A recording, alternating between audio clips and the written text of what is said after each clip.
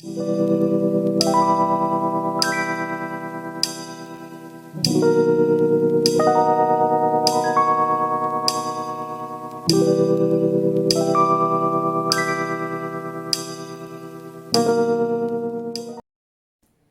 मित्रांनो, स्वागत आहे तुमचं एमजीच्या इझी रेसिपीज मध्ये।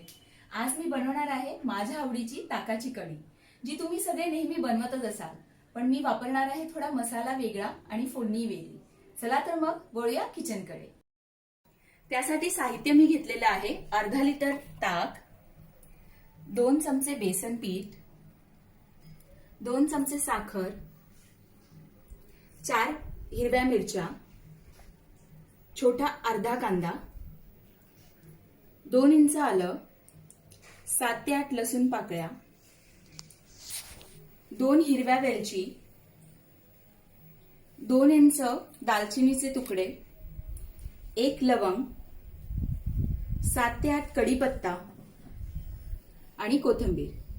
फोडणीसाठी साहित्य आपण घेतलेलं आहे तूप 2 चमचे, हिंग चिमूटभर, जिरं अर्धा चमचा, मोहरी अर्धा चमचा, अर्धा चमचा हळद। तर मग वळूया कृतीकडे। सर्वात आधी मी आलं व लसूण व आपण हिरवी मिरची घेतली आहे ती ठेचून घेणार आहे। इथे बारीक न वाटून घेता मी छान ठेचून घेणार आहे त्याला।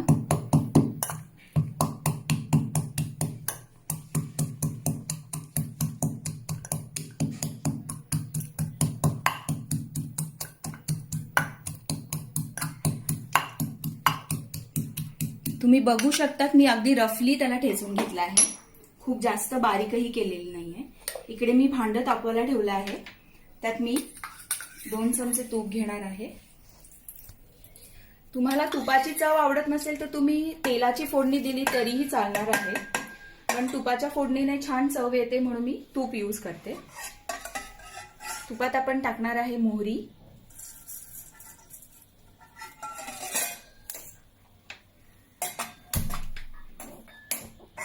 मोहरी छान तडतडली की आपण टाकणार आहोत जिरं,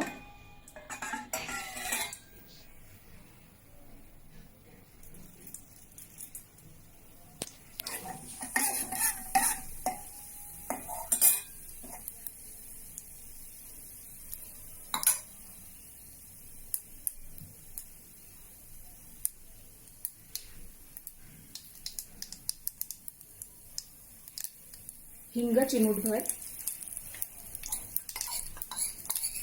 त्यानंतर आपण जे ठेचून घेतलेलं आलं लसूण वेलची ते टाकूया। त्यानंतर टाकूया दालचिनीचे तुकडे 2, लवंग 1, छान परतून घेऊया।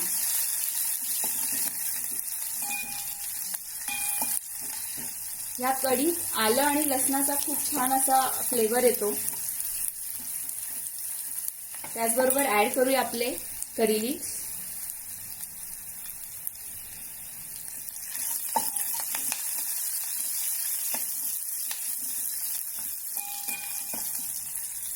छान सुगंध यायला लागलाय कढीपत्त्याचा, आलं लसणाचा।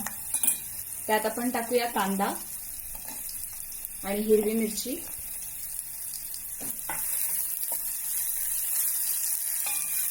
हिरवी मिरची तुम्ही तुमच्या आवडीनुसार कमी जास्त करू शकता। मी इथे 4 यूज केले आहेत। त्याला आतमध्ये स्लिट करून घेतली आहे मी आणि मग त्या 4 हिरव्या मिरच्या टाकल्या आहेत।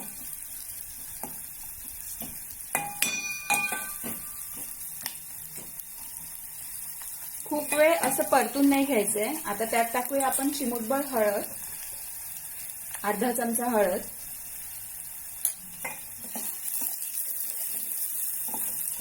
कोथिंबीर,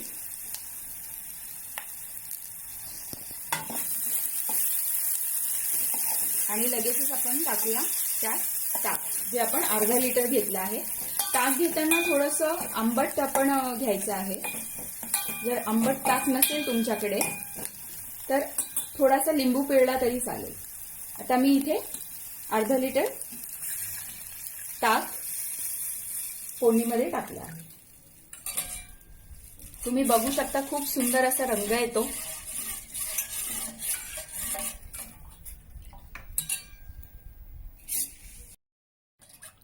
ताक इथे टाकल्यानंतर आपण जे 2 चमचे बेसन घेतलं होतं त्याची मी अशी पेस्ट करून घेणार आहे.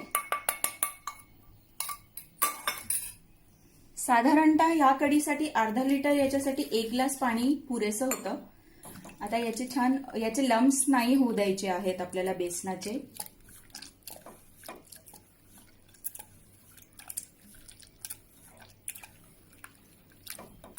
दोन चमचे बेसनाचं हे जे पाणी आहे ते मी आता कढीत टाकणार आहे. त्यामुळे आपल्या कढीला छान घट्टपणा येतो व ती चवीलाही छान लागते.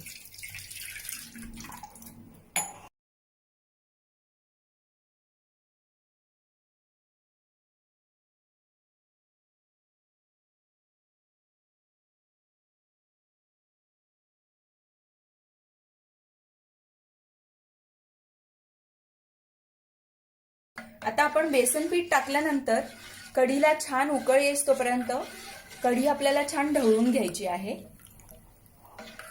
गॅस सिम ठेवायचा आहे व तिला कढी येस तोपर्यंत ती ढवळायची आहे, जेणेकरून कढी फाटता कामा नये. आपली एकसारखी कढी असायला हवी.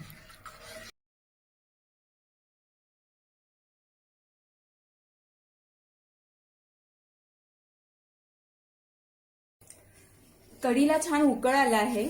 5 ते 7 मिनिटं ढवळत राहिल्यानंतर कढीला छान उकळ येतो आणि कढी छान घट्टही होते. त्यानुसार आता आपण चवीपुरतं मीठ टाकणार आहे कढीमध्ये. इथे मी अर्धा चमचा मीठ यूज केलेला आहे आणि साखर जी आपण घेतली होती 2 चमचे साखर तीही मी ह्याबरोबर ऍड करणार आहे.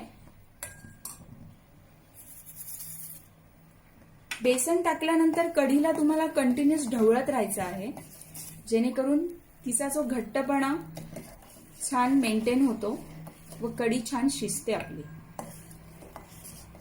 2 मिनिटांनंतर कढी सर्व्ह करायला रेडी आहे. कढी आपली रेडी झाली आहे. आता मी तिला सर्व्ह करणार आहे. तर खायला तयार आहे माझी फेवरेट ताकाची कढी, जी मी आज बनवली आहे खास तुमच्यासाठी. ही तुम्ही साध्या राईस बरोबरही खाऊ शकता. इथे मी मसाला राईस बरोबर तिला सर्व्ह केलेली आहे. ती तुम्ही घरी नक्की बनवा व तुमचा फीडबॅक मला नक्की द्या. व सगळ्यात महत्त्वाचं, माझ्या चॅनलला लाईक आणि सबस्क्राईब करायला विसरू नका. थँक्यू.